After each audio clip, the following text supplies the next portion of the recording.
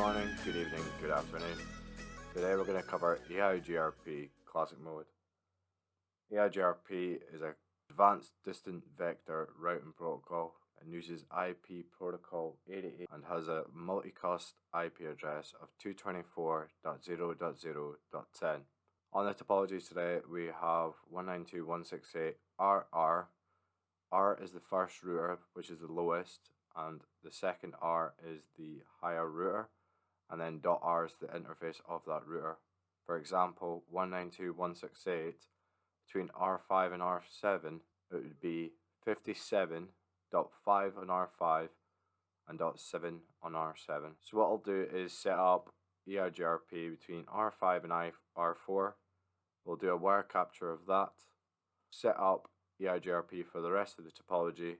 So between R5 and R4, we'll set up a wire capture. So in R5, we've set up EIGRP already. So what we'll do is we'll just remove it so that I can demonstrate that for yourselves. So router EIGRP, the number is the autonomous system number. For the topology we're doing today, autonomous system 100 is going to be our choice. The administrative distance of internal EIGRP is 90 and external is 170. EIGRP by default will not send routes to another autonomous system unless you redistribute, which then it becomes external EIGRP, and that has an administrative distance of 170. So if we say router EIGRP 100, then we're going to say the router ID. So if you don't manually set it, it's the highest loopback, it's active, and if not a loopback, it's active, highest IP address on the interface. So we say EIGRP router ID, and what I'm going to do is use a loopback IP address, so 5.5.5.5. Then we say network, and we're going to advertise the 192.168.45.0 and a wildcard mask of a /24. Then network 192.168.57.0. This is between R5 and R7. .0.0.0.255. And then we need to advertise our loopback, which was 5.5.5.5, and that is a wildcard mask of /32. And then if we do the same, do show run, begin, router EIGRP, and you can see it is not auto summarized it compared to originally. So you can see network 5.0.0 because it's a Class A routing Class A IP address, it's auto summarized it. So now we set up R5, we need to set up R4. And you can see the EIGRP hello is being sent on R5 on the wire capture on the left hand side. So enable config T, router EIGRP, same autonomous system 100, and then EIGRP router ID, and then 4.4.4.4, no auto summary, and then do network 4.4.4.4.0.0.0, the wildcard mask /32, then network, and then we're going to do 192.168.45.0, and then we're going to do the same for R2 to R4. You can see the adjacency is coming up between I5. We'll just change this to 24. And you can see now the adjacencies come up between R2 and R4. When we see an adjacent hello for EIGRP, we then send an update. And that is us advertising the 24 network to R5. So 192.168.24.0/24. Router ID, so telling R5 if you want to get to that network, you need to go to me, which is 4.4.4. And then these are the wide metrics. So reliability, loads, MTU, the overall delay, and the lowest bandwidth on the link. So it sends an update, then the router acknowledges that it's received an update. Then you can see R5 has sent hit update, and then R4 has acknowledged that it's received that update message. And if we do show IP route, D is the code for EIGRP. Don't know why they didn't set it as E, make life easy. And you can see, we can see all the loopback interfaces from router 1 all the way to router 7. And then you can see all the IP addresses of all the links between the routers. So on R5, we've done the R5 to R7 link. What I just need to double check is we've done R7 to R5.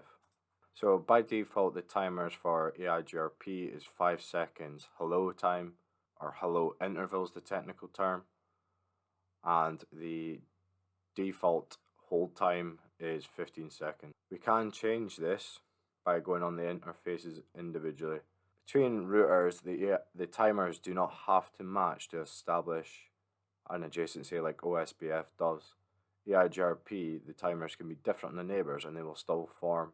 So if we go to interface gig 0/1 and then do IP hello interval, then it's EIGRP 100 and then we set the timer.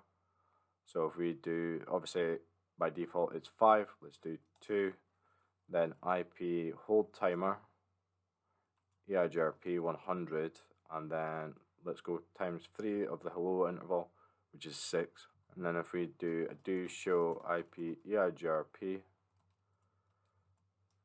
neighbors,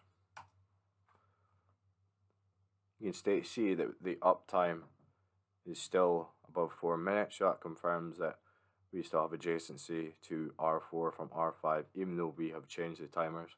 And in the packet capture itself, the timers are sent in hello. So we go back down to the bottom. From R5, there's the last hello. We can open it up and the hold time is 6 seconds. So that's the timer. So we'll move on to passive interface. So we can do that under router EIGRP 100, and it's simple as passive interface and then Gigabit Ethernet 0/0. We'll see that the connection to R7 will drop because it will stop sending hellos and shut that interface for the purpose of EIGRP. R7, once it reaches its hold time, which we should catch, you can see that it appears been terminated.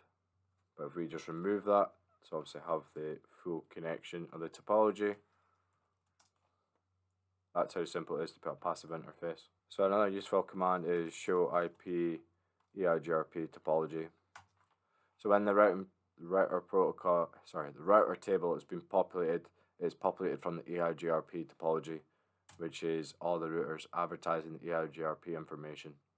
So for R5's aspect, he will only receive updates from R4 and R7, so they're relying R4 and R7's information of the rest of the network. So what we'll go on to now is the metric. The metric is by default calculated by two things: the lowest bandwidth on the path and the total delay to reach that IP destination.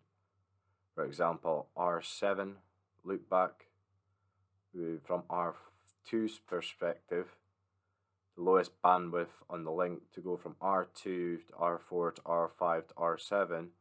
I know it says gig between R5 and R7, but I've changed the bandwidth to 100 meg as fast Ethernet.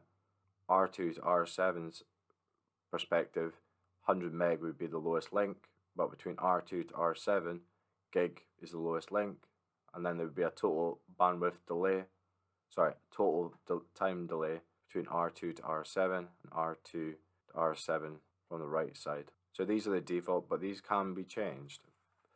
So if you do a show IP protocols, you can see these K values, and the ones that have ones next to them means that they're activated. So K1 and K3 are activated, which is as I said, the defaults.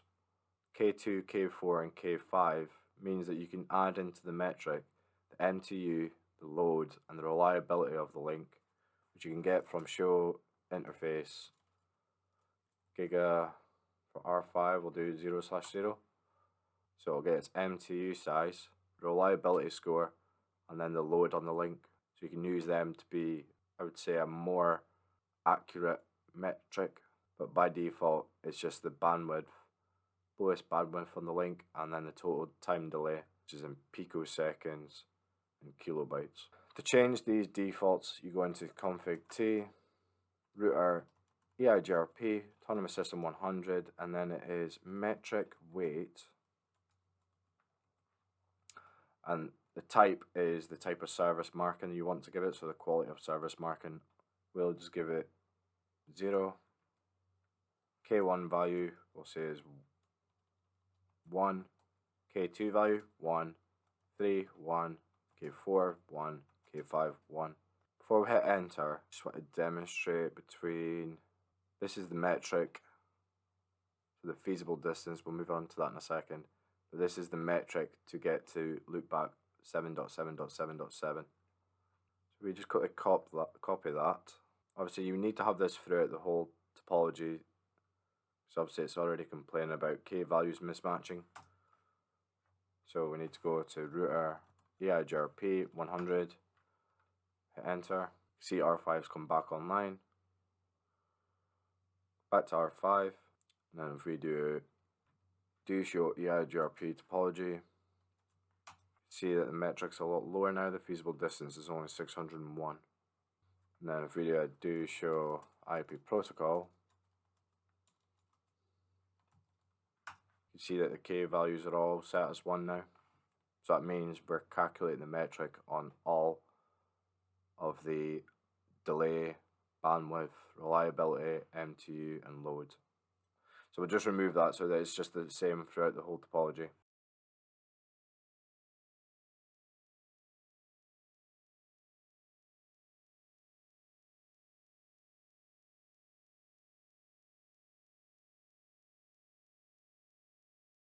So we have mentioned about feasible distance.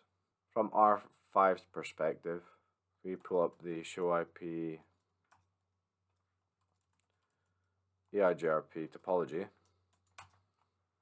R7, I know I keep picking on it, but from the loopback of R7, of 7.7.7.7, we have one successor.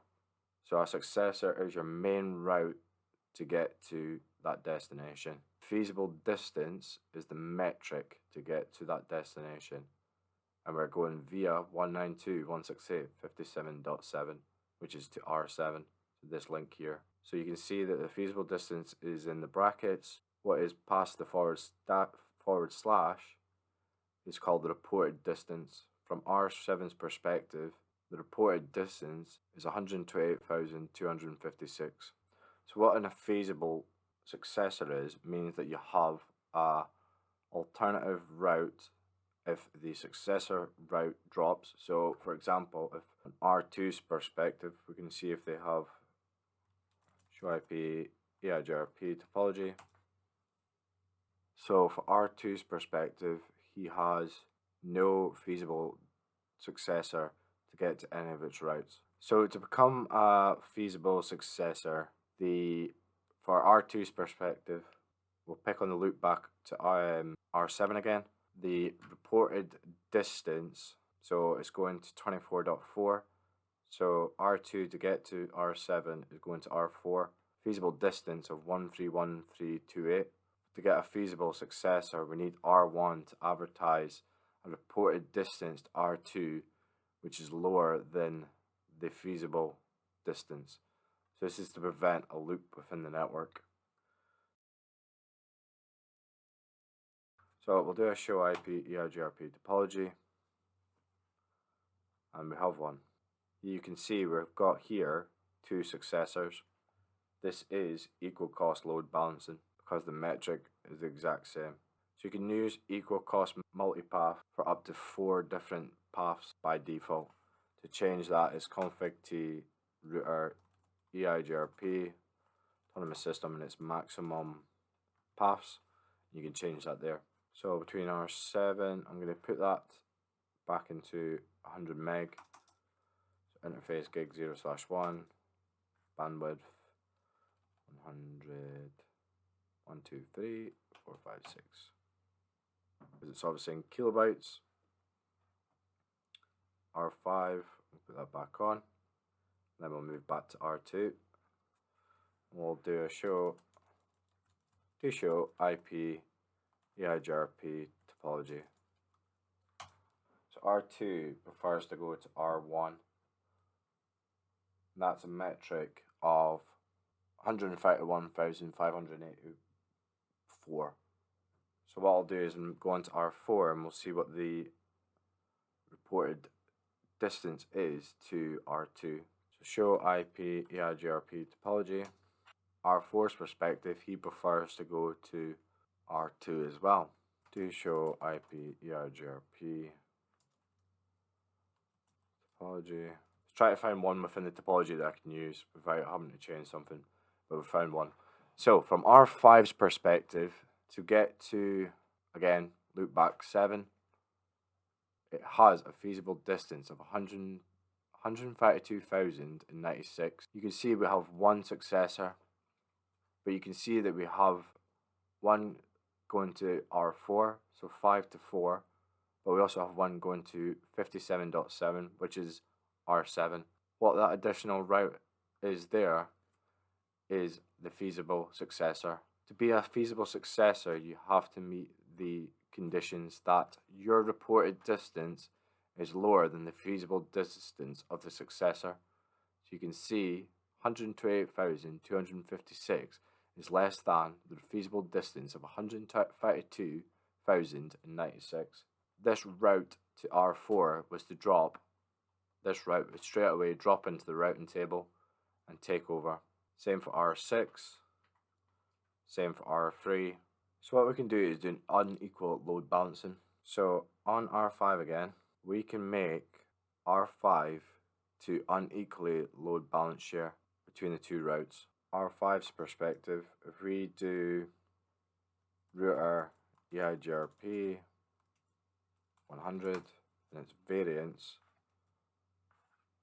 So variance allows us to multiply the feasible distance to allow us to unequally load balance. So before I hit that, we'll do a do show IP EIGRP topology. So because the feasible distances of both routes are so close together, we can use the variance command. So if we do variance and then 2, what we'll see is that now R5 will load balance between the two.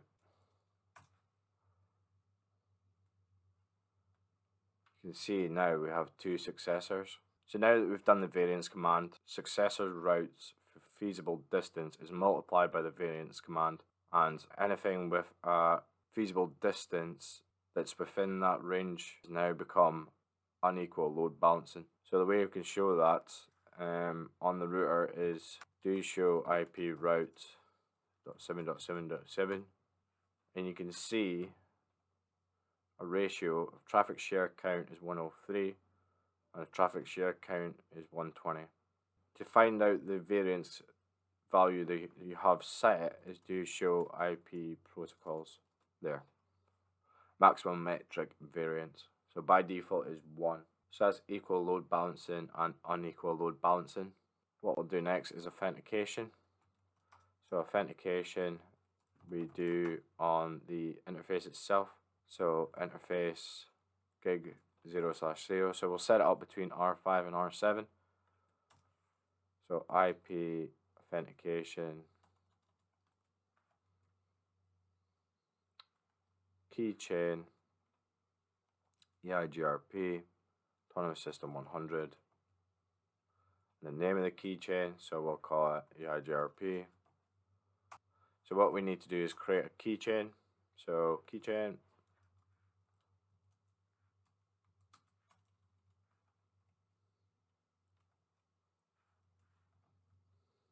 and then EIGRP and then the key, which can be an identifier of 1, and then it'll ask for the key string, and we'll use Cisco 123.